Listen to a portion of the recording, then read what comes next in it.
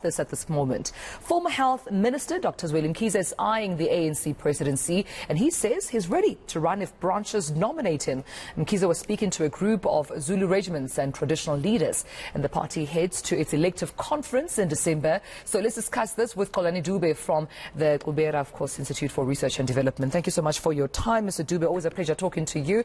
Let's talk about this because, I mean, various reports are seeing Dr. Zweli Mkhize have given, the clearest indication that indeed he is, interested in standing for presidency. Only should branches nominate him. When he, of course, mentioned this past weekend, what were your thoughts? Look, I think we have to accept that he is a clever person who knows very well that he might not make it. He's not going to make it. Cyril is going to be the president of the ANC, as well as the president of the country post-2024. And so I think possible Zweli knows very well that for his trouble to be negotiated, he needs to bring something on the table. And so maybe the scarecrow here, it might be the ANC constituency, and so, but I think as a clever person, he knows very well that he is not going to make it. But what do you think the branches will do? Do you think they will still nominate him regardless?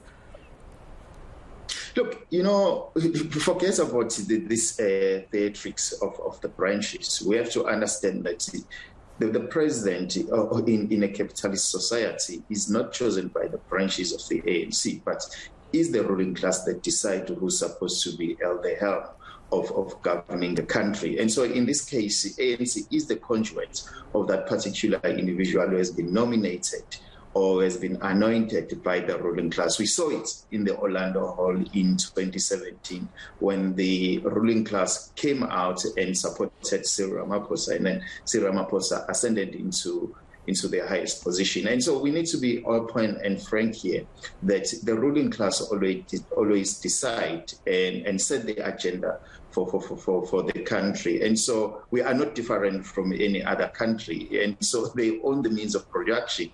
And so we must not really fool the viewers and others and think that the ANC do have that power of dictating who's supposed to rule this country. I want to also talk about other things that Dr. Zweli Mkhize, of course, mentioned. I mean, the allegation that he believes that there are some political leaders who are working alongside some journalists and some private companies to tarnish his name seems to be his belief that what's happening around him and the publicity around him being implicated and dubious deals, whether it's, corruption or benefiting unduly or irregularly, whether it's himself, his son, Daniel, or his wife, Dr. Mkhize. He says it's all a conspiracy. It's all to tarnish his name. But what do you make of, the former health minister saying this? I think Zweli knows very well politics. Has been in this dark channel for quite some time. And so whatever that he says, I don't think that we as South Africans, we need to be really sympathetic because the game of politics is an ugly one. He knows very well. He has been in it and he has been involved. And so it's an ugly one. And so for him to come out and cry and say all these things, I think it's part of the game, but we as society, we know it now, we are resilient and we know that such game do happen in politics and it will happen until the the ANC conference. And it might also even continue post the ANC conference. We've seen it with Thabo Mbeki, how he was hunted in his second term. We've seen it with Jacob Zuma, and we've seen it with Cyril Ramaphosa, how his first term was being shaken by the so-called RET. And so this is the game of politics, and so no one needs to be sympathetic, and we know it very well that that's a dark place, and it is part of the game, and so it is normal, and there is nothing strange at all.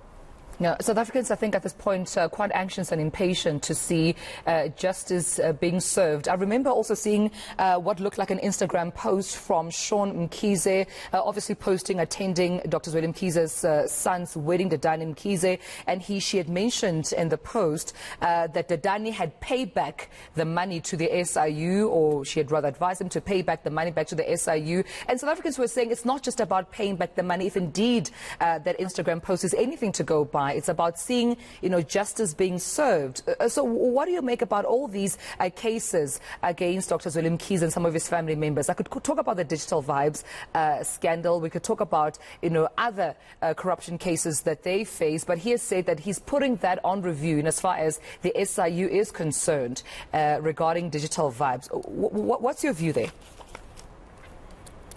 Look, justice is an illusion, because there are people who are deciding what is just and what is not just. If you look at the cases of Dr. Zweli Mkhize, they dated back in 2007, others while he was a minister, was an MEC for economic development, while he was a premier. And so you have to ask yourself, although they always say that the wheel of justice it grinds slowly or it moves very slowly, but at the end of the day, you are being caught up for your past deeds. For so many years, others argue that justice delays, justice denied.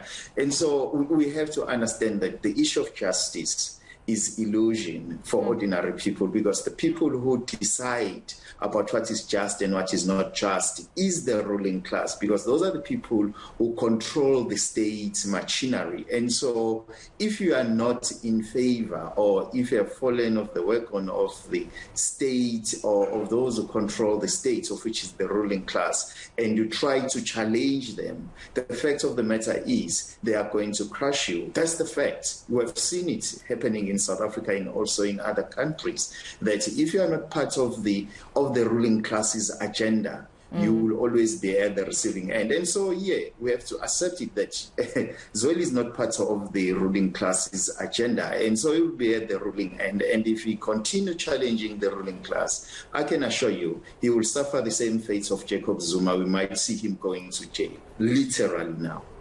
Let's leave it there, and I appreciate you speaking to me. Political analyst from Xubera Institute for Research and Development. Thank you so much, Mr. Xolani Dube, for your time this morning. All right, with that